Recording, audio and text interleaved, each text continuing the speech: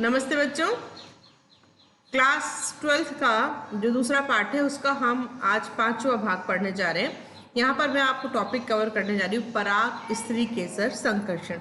छोटा सा टॉपिक है बच्चों और बहुत इजी टॉपिक है। देखो, हम लोग जानते हैं कि हमारे पुष्प के अंदर पराग कोश में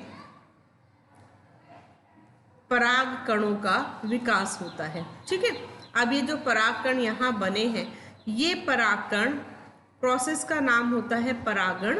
परागण की क्रिया के द्वारा ये पुष्प के मादा जनन अंग की वर्तिकाग्र के ऊपर पहुंचते हैं।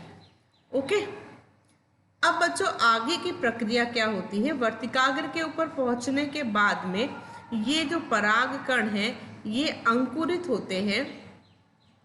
अंकुरित होने के बाद में इसमें से इस तरह से पराग नली का विकास होता है और यह पराग नली अपने अंदर दो नर युग्मकों को लेकर आगे बढ़ती है। यह है पराग नली और इसके अंदर हमारे पास दो केंद्रक होते हैं, ये होते हैं हमारे नर युग्मक।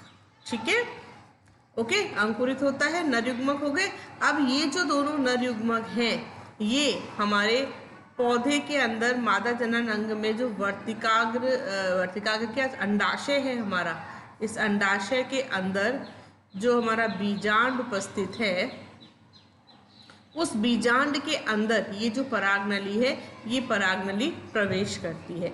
ये क्या है? ये है बीजांड। तो यहाँ पर ये जितने भी स्टेप हैं, कौन कौन से स्टेप हैं? पहला स्टेप है वर्तिकाग्र पे पहुंचना पराग कणों का, दूसरा स्टेप है पराग कणों का अंकुरित होना, तीसरा स्टेप है पराग नली का विकास होना, चौथा स्टेप है नर युग्मक का बीजांड तक पहुंचना। तो ये जो बच्चों चारों यहाँ पर घटनाएं हो रही हैं, ये चारों घटनाएं, इन सब को हम सम्मिलित रूप से मिलाकर पराग स्त्री केसर संकर्षण कहते हैं। ओके, तो पराग स्त्री केसर संकर्षण क्या है? तो हम अगर इसको सीधा डिफाइन करना चाहें तो पराग कणों का वर्तिकाग्र तक पहुंचने के बाद पराग नली का बीजांड तक पहुंचना, ये सारी घटनाएं मिलकर क्या कहलाती हैं? पराग स्त्री केसर संकर्षण। ये जो शब्द है बच्चों संकर्षण, संकर्षण का क्या अर्थ होता है? संकर्षण को बिल्कुल सिंपल भाषा में अगर हम कहें तो पारस्परिक क्रिया, यानी पराग और स्त्री केसर के बीच होने वाली पारस्परिक क्रिया। क्लियर? चलो, अब इस पराग स्त्री केसर संकर्षण से हमें फायदा क्या है, इसका महत्व क्या है, ये क्यों पौधे के अंदर होता है, ये समझना आप। देखो, हम लोग जानते हैं कि ये जो परागण का प्रोसेस होता है यहाँ पर बहुत सारे कारक काम करते हैं, जैसे वायु, जल, कीट। तो किसी भी माध्यम से परागकण जो है वो पौधे की वर्तिकाग्र तक पहुंचेंगे।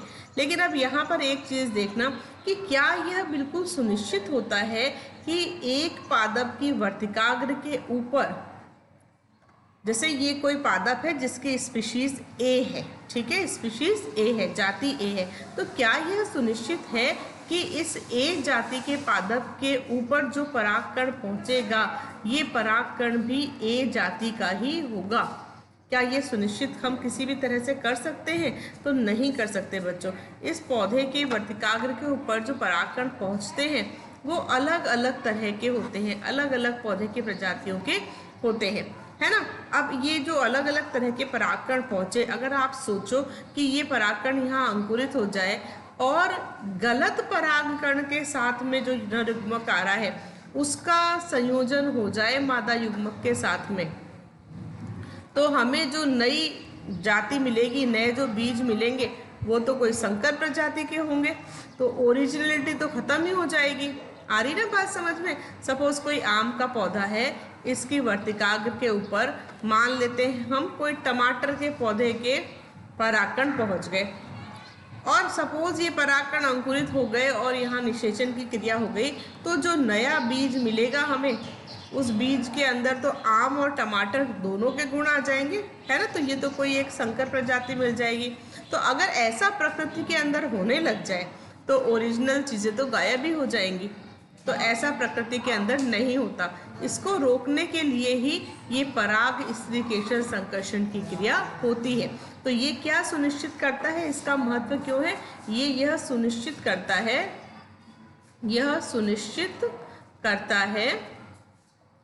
कि सही परागकण से प्राप्त नर युग्मक का संयोजन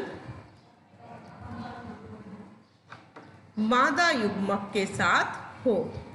ठीक है, तो निषेचन की क्रिया है वो सही हो, यह बात को यह सुनिश्चित करता है। ठीक है, ये पॉइंट समझ में आ गया आप सभी को। अब इस बात को सुनिश्चित करने के लिए पादप क्या करता है, तो पादप में क्या होता है बच्चों की, ये जो पराग कण है जो स्त्री केसर तक पहुंच रहे हैं, इनके बीच में पारस्परिक क्रिया होती है। किस तरह की क्रिया होती है बच्चों, ये एक तरह की रासायनिक क्रिया होती है ना। तो हमारी वर्तिकाग्र के ऊपर और इस पराग कण के बीच में, इन दोनों के बीच में एक प्रकार की रासायनिक क्रिया होती है, रासायनिक पारस्परिक क्रिया होती है।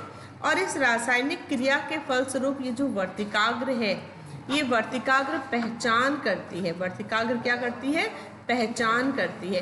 किस चीज की पहचान करती है, सुयोग्य परागकण।